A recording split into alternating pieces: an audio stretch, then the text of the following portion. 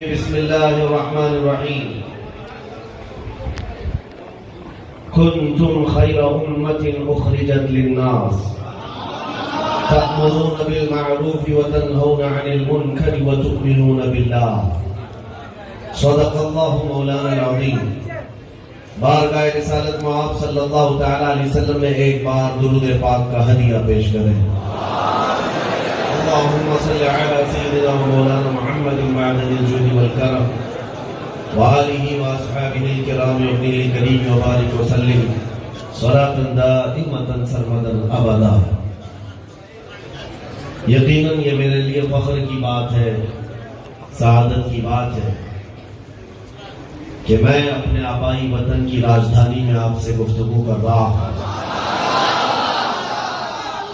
میرے عزیزوں، بنگلور کا مزاج دور دور تک یہ مشہور کیا گیا ہے کہ گلابی مزاج ہے۔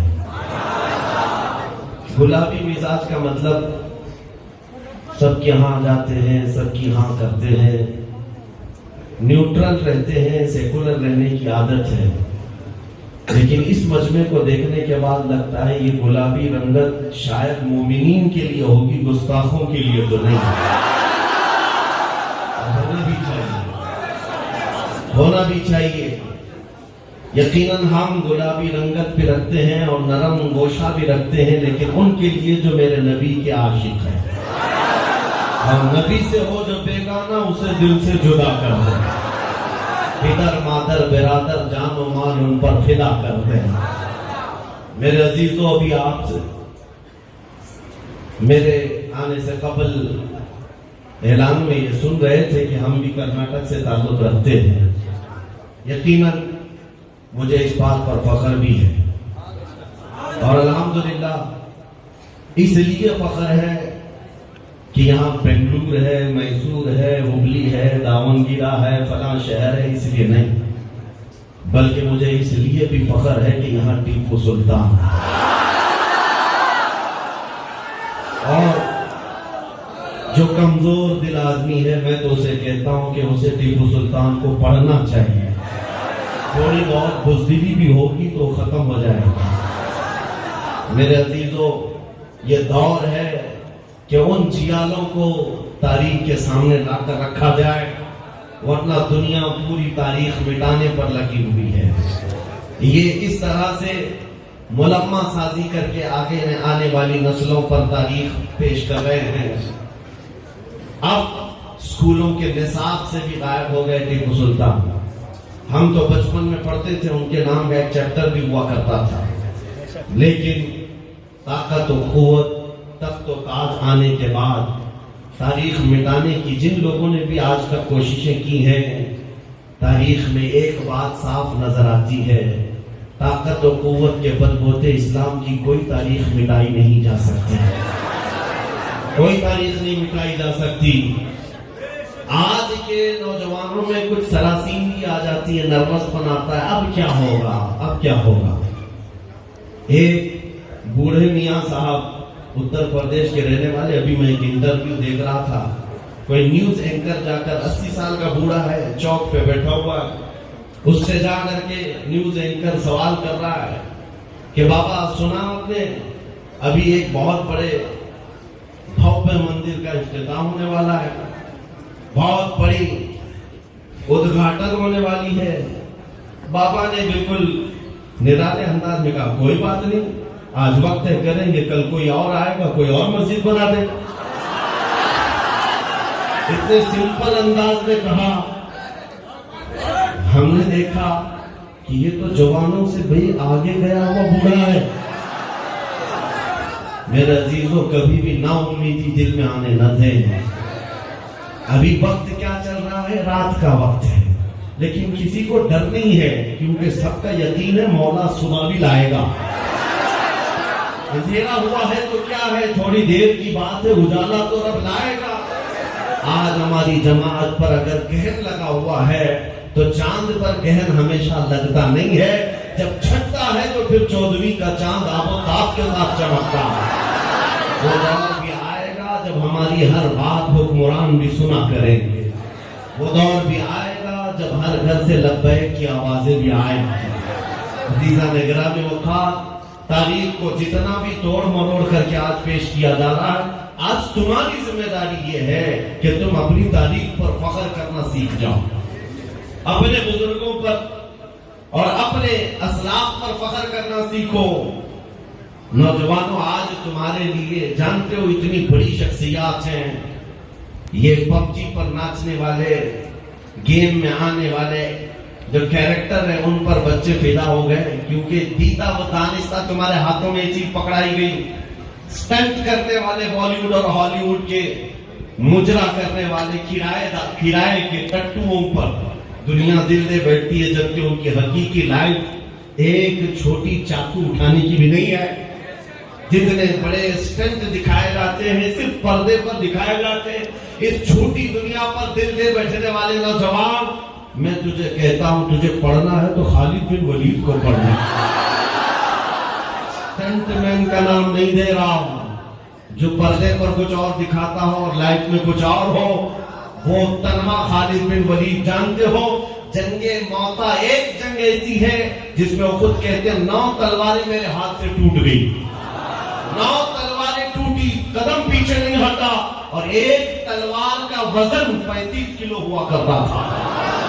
اور جب ڈھال وہ اٹھاتے تھے، لوگوں کے دشمنوں سے آنے والی تیروں کا ڈیفنس کرنے کے لیے، اس ڈھال کا وزن 40 کلو ہوا کرتا تھا.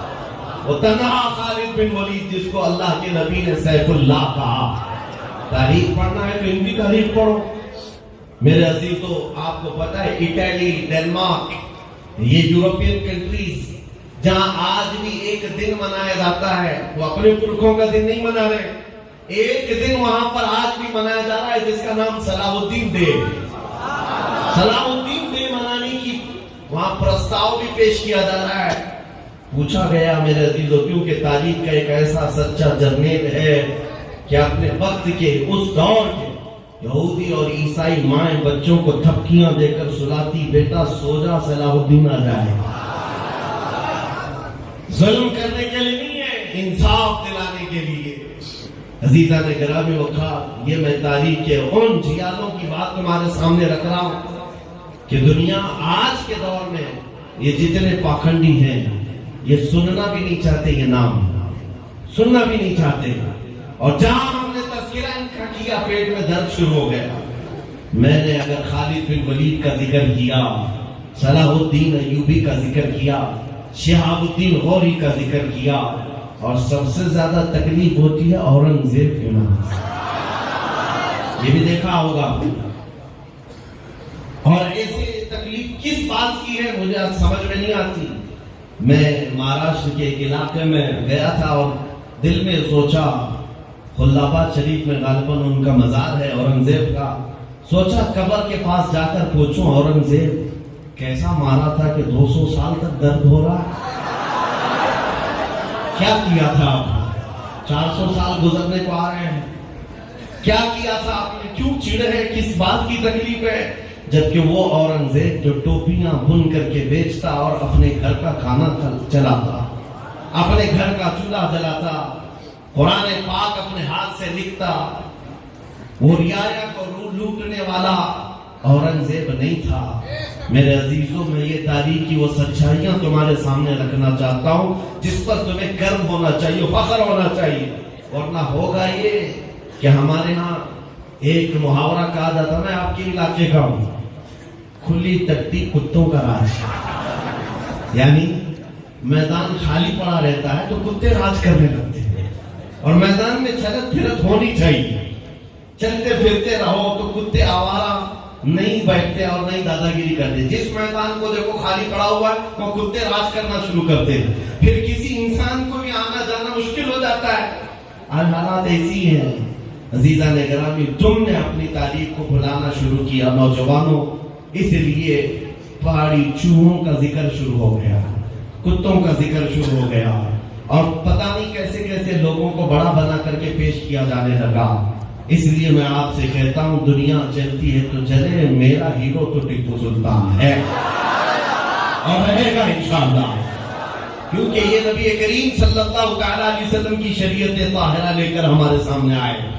عزیزان گرامی، میں نے قرآن پاک کی وہ آیت آپ کے سامنے رکھی ہے۔ رب تعالیٰ فرماتا ہے کنتم خیر امت، تم سب سے بہترین امت ہو۔ یہ کون کہہ رہا ہے؟ جس نے ہمیں پیدا کیا۔ اس سے بڑی سرٹیفکیٹ اور کچھ چاہیے ہمیں؟ ہمارا مولا جس نے ہمیں پیدا کیا۔ اب میں آپ سے پوچھتا ہوں میرے عزیزو، پیدا کس نے کیا؟ اللہ۔ رزق کون دے رہا ہے؟ پال کون رہا ہے؟ موت کون دینے والا ہے؟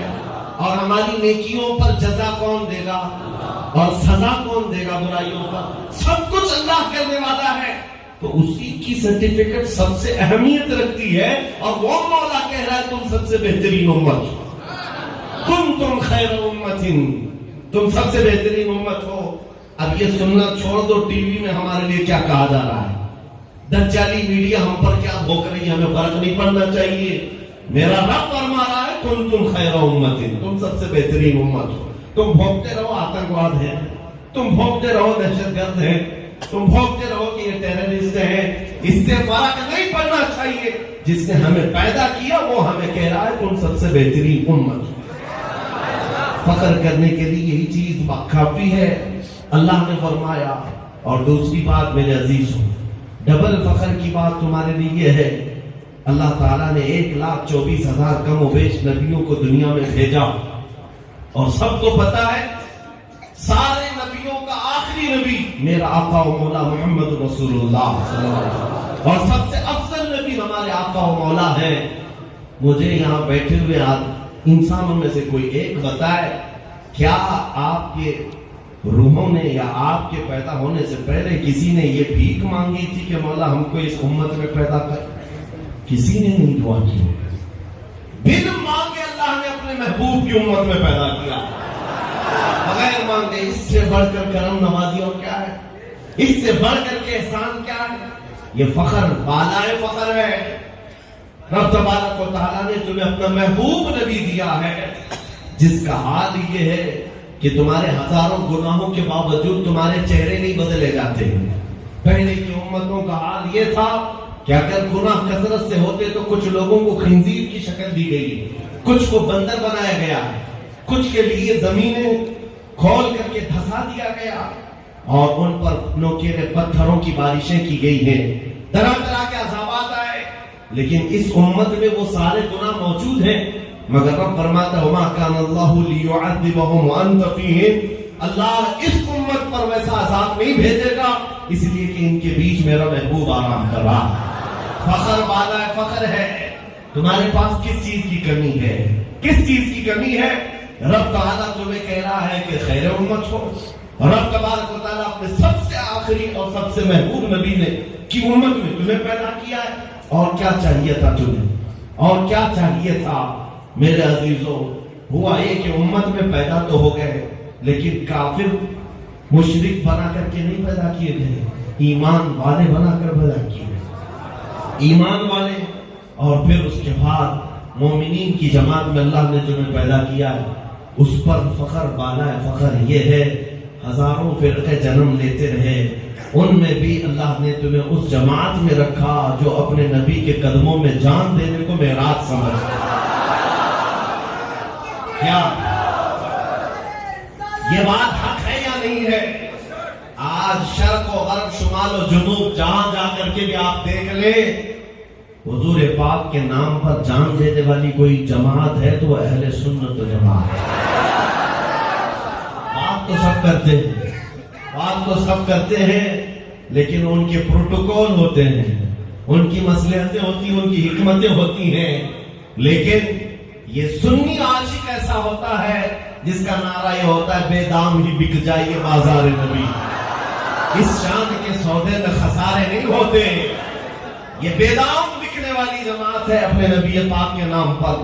کیا یہ اس بات کا فخر تمہارے لیے کافی نہیں ہے کہ اللہ نے اس جماعت میں مجھے پیدا کیا ہے جہاں غریبی میرے ساتھ ہے، میرے ساتھ تنگ دستی بھی ہے، میرے ساتھ اسباب بڑے قلت کے ساتھ ہے، یہ سب ہونے کے باوجود میرے دل کی دھڑکن میرے آقا کو پکارتی ہے، حضور پاک کی یاد میں ہمدن رہتا ہوں۔ اس سے بڑا فخر اور کیا چاہیے؟ اتنی بڑی دولت تمہارے پاس ہے جس پر زندگی بھر تم شکر کرتے رہو، کم ہے، لیکن رونا ہم کو سکھایا گیا ہے۔ کچھ لوگوں نے آ کر کے ہمیں اس طرح کی پٹی پڑھائی ہوئی ہے کہ ہم احساس کمتری کے شکار ہوتے چلے گئے۔ میں نوجوانوں سے کہتا ہوں، ابھی آپ سجاد صاحب کہہ رہے تھے بھیڑ کو ادھر بٹھا دو، ادھر بٹھا دو، ادھر بٹھا دو، ادھر بٹھا دو۔ میں ہر جلسے میں روزانہ یہی دیکھ رہا ہوں، پونا گھنٹہ مجھے یہی لگتا ہے اناؤنسر بٹھاتا رہتا ہے، پونے گھنٹے کے بعد تو مجھے مائک دیا جاتا ہے، اور روز دیکھتے ہیں۔ میں یہ اکثر جلسوں میں کہتا ہوں ان کو بٹھانا اٹھانا چھوڑ دو، اس لیے کہ مجھے پتا ہے یہ بے دام بکے ہوئے اور ٹرینڈ نہیں ہے۔ دنیا کی فوجوں کو، دنیا کی ملٹری کو سنبھالا جا سکتا ہے، مصطفیٰ کے دیوانوں کو کون سنبھالا؟ 35,000 ایک چھوٹی قلت ہے۔ توجہ، 35,000 کی تعداد ہے کس کی؟ جو وقت کے سپر پاور دادا امریکہ اور اسرائیل سے لڑنے والے غزہ کے مسلمانوں کی پریشان ہو کر رہ گئے، بم میزائل سب برسا کر راکھ میں بدل کر کے بھی رکھ دیا، لیکن ابھی بھی وہ اعلان نہیں کر پا رہے کہ ہماری فتح ہو چکی ہے۔ اعلان قیامت تک نہیں کر سکو گے۔ ارے وہاں کے 5 سال کے بچے میں بھی جوش اتنا ہے، وہ کہتے ہیں آخری سانس تک ہم فلسطین کی زمین پر رہیں گے۔ نبی پاک کے دیوانوں سے الجھا کون ہے؟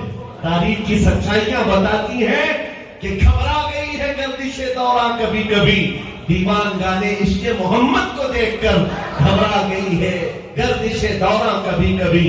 عزیزان گرامی، بس بات اتنی ہے کہ ہم نے اپنا عزم کھو دیا ہے، اپنا حوصلہ کھو دیا ہے، اپنی طاقت کھو دی ہے، اور ہمیں جس بات پر اللہ نے فخر کرنا سکھایا اس فخر کو چھوڑ کر ہم کسی اور چیز پر فخر میں لگ گئے۔ آج لوگ پراپرٹیاں ناپ رہے ہیں، میرے پاس اتنی، اس کے پاس اتنی، دکانیں اس کے پاس اتنی، جائیداد اس کے پاس اتنی، بلکہ صحابہ کا یہ معمول نہیں تھا۔ صحابہ میں افضل وہ سمجھا جاتا تھا جو زیادہ میرے مصطفیٰ کی مجلس میں بیٹھا کرتا، وہ فخر تھا۔ یہ ہمارے لیے یہ سب فخر اور اعزاز کی باتیں نہیں ہیں۔ حضرت عمر فاروق رضی اللہ تعالیٰ عنہ نے لوگوں کو یہ پیغام دیا تھا کہ ہمیں عزت ملی ہے تو دربار رسول سے ملی ہے، فخر کرنا سیکھو تو نام مصطفیٰ سے۔ میں نے شروعات تمہید آپ کے سامنے باندھی یہی کہنے کے لیے، گننا رات میں جا کر کے مولا نے مجھے کیا کیا دیا ہے اور میں کیا سوچے بیٹھا ہوا تھا، مجھے تو ایسا لگ رہا تھا ہمارے پاس کچھ نہیں ہے، ہمارے پاس کچھ نہیں ہے، اور پٹی پڑھانے والوں نے یہی پڑھایا ہے تمہارے پاس کچھ نہیں ہے۔ میں بار بار کہتا ہوں جب ہمارے پاس کچھ نہیں ہے تو 24 گھنٹے یہ دجالی میڈیا ہم پر بھونکتے کیوں ہے؟ کیوں ہمارے اوپر ڈیبیٹ ہوتی ہے؟ کیوں کنٹینیو ہر ایک چینل پر ہم دکھتے ہیں؟ ہمارے ٹاپک کیوں سرکولر ہوتے ہیں؟ میرے عزیزو، ہوتا یہ ہے ہم کہہ رہے ہیں ہمارے پاس کچھ نہیں ہے، اور وہ بھونک بھونک کر بتا رہے نہیں تمہارے پاس کچھ ہے، تمہارے پاس کچھ ہے۔ بار بار وہ کہہ رہے نہیں تمہارے پاس کچھ ہے، اور تم بار بار کہہ رہے نہیں ہمارے پاس ایجوکیشن نہیں ہے، سیاست نہیں ہے، قیادت نہیں ہے۔ ابھی جاؤ رات کو ٹی وی چالو کرو، پھر پتا چلے گا، وہ بولے گے نہیں تمہارے پاس کچھ ہے، تمہارے پاس کچھ ہے۔ اور وہ کیا ہے جس کو اقبال نے 100 سال پہلے کہا تھا، کچھ بات تو ہے کہ مٹتی نہیں ہستی ہماری، کچھ بات تو ہے کہ مٹتی نہیں ہستی ہماری، صدیوں رہا ہے دشمن دور زماں ہمارا۔ اور کہتے ہیں اقبال وہ جو دولت ہے نا ہمارے پاس، توحید کی امانت سینوں میں ہے ہمارے، عشق رسول کی امانت سینوں میں ہے ہمارے، آسان نہیں مٹانا نام و نشان ہمارا۔ وہ دولت عظمیٰ تمہارے پاس ہے اے نوجوانوں، کبھی یہ مت دیکھنا تمہارا گھر چھوٹا ہے، کبھی یہ مت دیکھنا کہ میرا ایجوکیشن لیول کتنا ہے، کبھی یہ مت دیکھو کہ میرے پاس سیاست میں قیادت میں کہاں تک اثر اور رسوخ ہے، اس کی ضرورت نہیں ہے۔ صحابہ کرام نے ہمیں یہی سکھایا ہے۔ جب وہ مدینے سے چلے تھے رسول پاک صلی اللہ علیہ وسلم کے ساتھ، جانتے ہو 313 تھے، جس میں کل ملا کر کے 80 لوگوں کے پاس ہی سواری تھی، باقی سب پاپی ادا تھے، اور مشکل 80 لوگوں کے پاس تلواریں ہیں، 4 گھوڑے ہیں، سب چلے جا رہے ہیں۔ عزیزان گرامی، جب بدر تک پہنچ گئے 160 کلومیٹر دور، وہاں حضور پاک نے ان سے پوچھا یہاں تک چلے آئے، اب کیا ارادہ ہے؟ جو تم میں سے واپس جانا چاہے جا سکتا ہے۔ صحابہ نے کیا کہا تھا؟ عرض کیا یا رسول اللہ ہم بنی اسرائیل نہیں ہیں، امت محمدیہ ہیں۔ بنی اسرائیل نے کہا تھا اپنے نبی موسیٰ علیہ السلام سے کہ آپ اور آپ کا خدا جا کر کے قوم جبارین سے لڑیں، ہم بیٹھ کر کے دیکھیں گے۔ لیکن یہ صحابہ کہتے ہیں یا رسول اللہ ہم امت محمدیہ ہیں، یہ تو آپ ہمیں بدر تک لے آئے، یمن تک بھی لے جاتے تو ہم پیچھے مڑ کر نہیں دیکھتے، اس لیے کہ اللہ کا رسول ہمارے ساتھ ہے، اللہ کا رسول ہمارے ساتھ ہے۔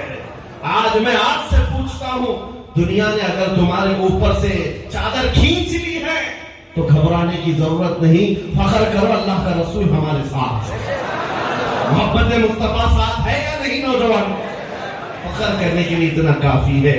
ایک بات میں بخاری شریف کی عرض کرتا ہوں، حضور پاک صلی اللہ علیہ وسلم بدر کے میدان سے جب واپس تشریف لائے، مال غنیمت جو ہاتھ آیا تھا، جنگوں میں جو مال بچتا ہے وہ تقسیم کیا جاتا ہے سپاہیوں کے درمیان۔ اب جنگ میں شریک لوگ جو تھے ان میں مہاجرین بھی تھے، انصار بھی تھے، اور سب جانتے ہیں مہاجر کون ہے؟ جو مکہ سے ہجرت کر کے آئے تھے، اور انصار جو مدینے میں آلریڈی پہلے سے تھے۔ یہ دونوں ملا کر کے 313 تھے۔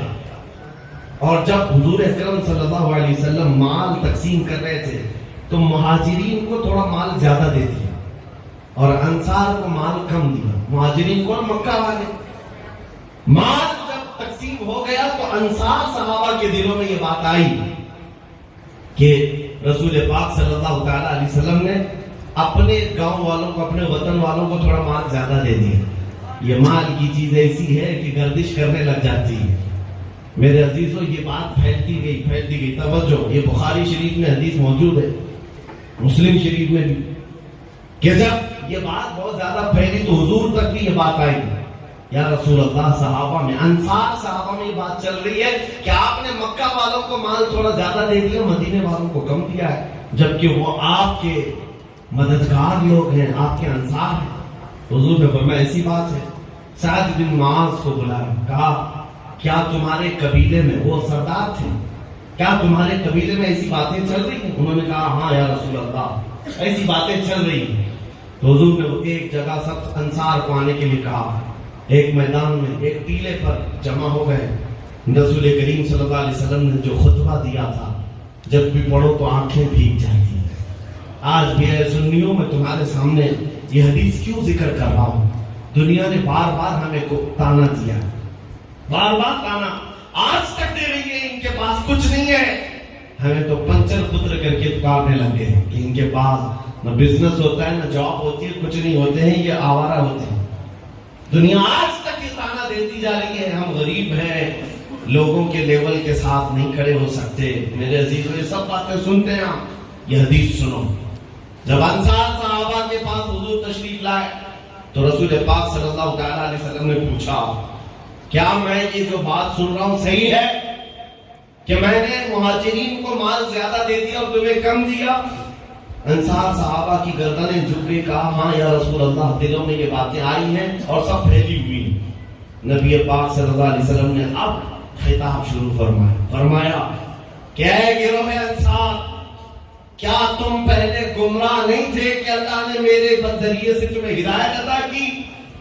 انصار نے کہا ہاں یا رسول اللہ، ہم ایمان والے نہیں تھے، اللہ نے آپ کی بدولت ہمیں ایمان دیا۔ اور اس کے بعد حضور خطاب کرتے رہے۔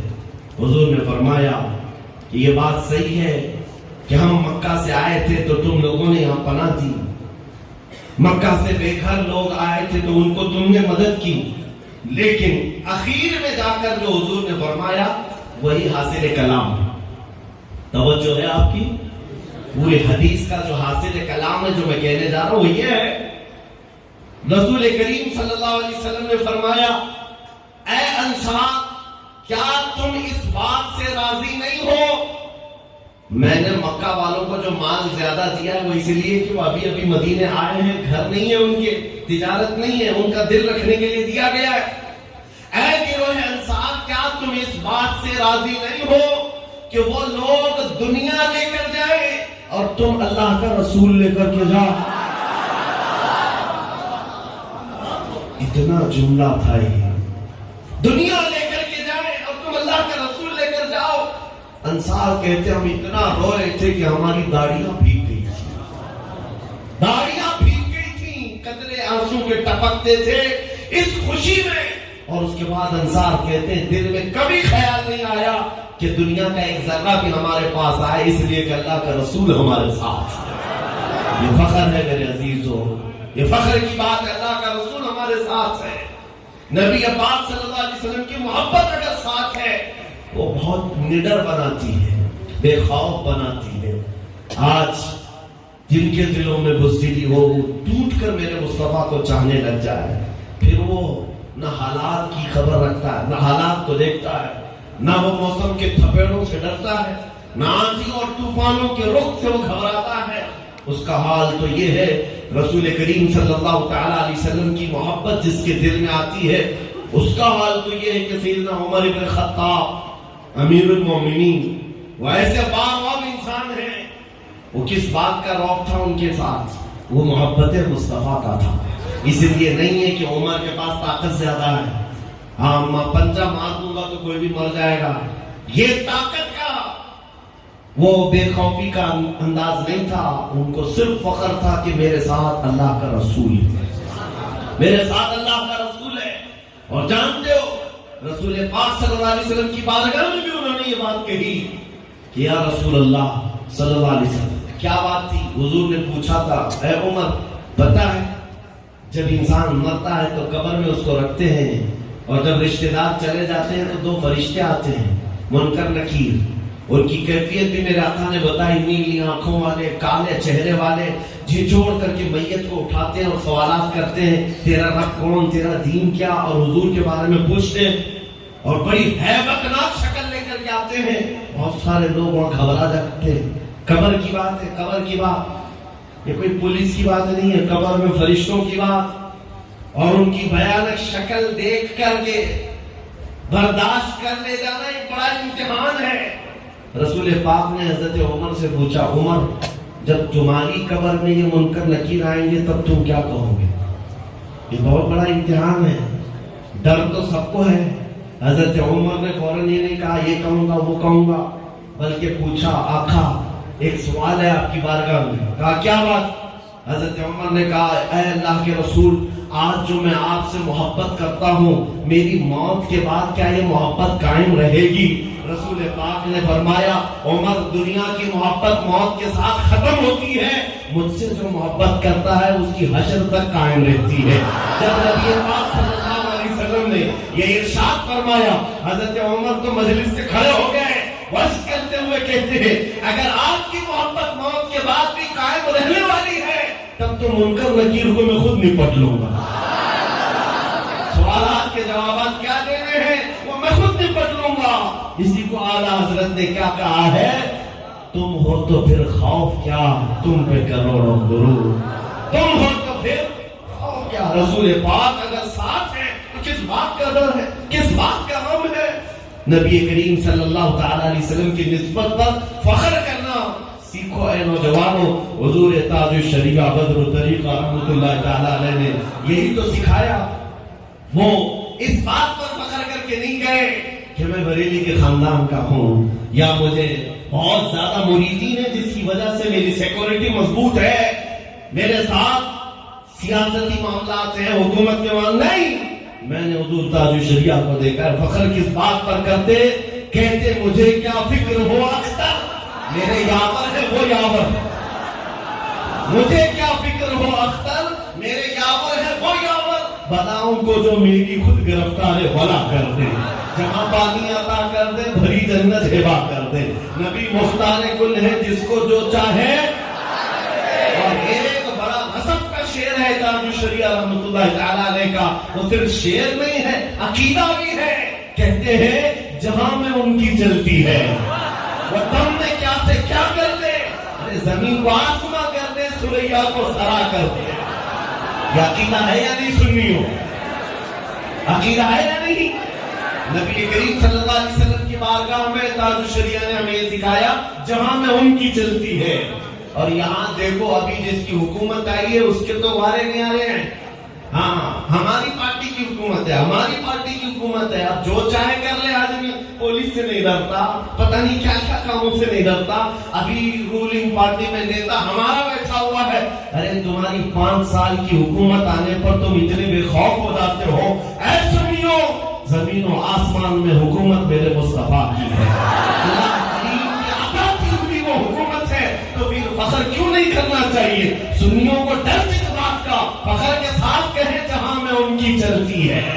اسی لیے ہمیں پتا ہے وہ عاشق رسول ہی کی زندگی ہوگی جب قبر میں جائے۔ وہ تو حضرت عمر کی بات تھی، انہوں نے کہا میں خود دیکھ لوں گا منکر نکیر کو کیا کہنا ہے، بلکہ صحابی میں یہ روایت بھی موجود ہے، ان کے بیٹے حضرت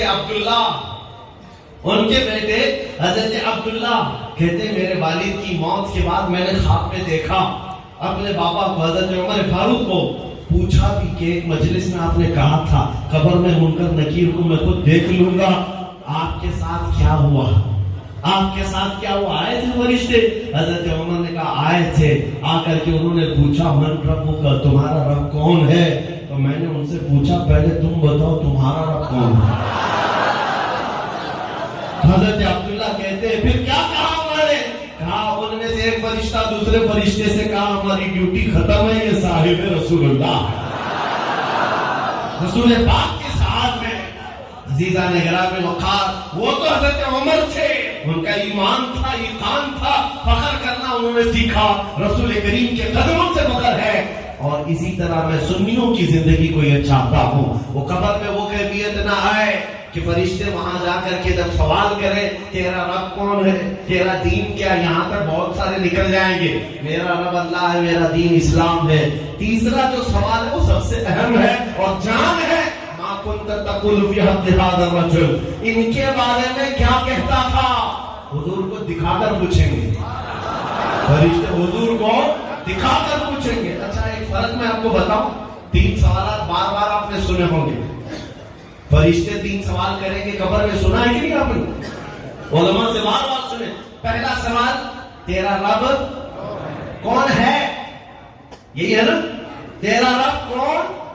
یہ نہیں پوچھیں گے کون تھا، بلکہ تیرا رب ابھی کون ہے، اور پھر یہ بھی پوچھیں گے تیرا دین کیا تھا، نہیں تیرا دین کیا ہے۔ لیکن تیسرے سوال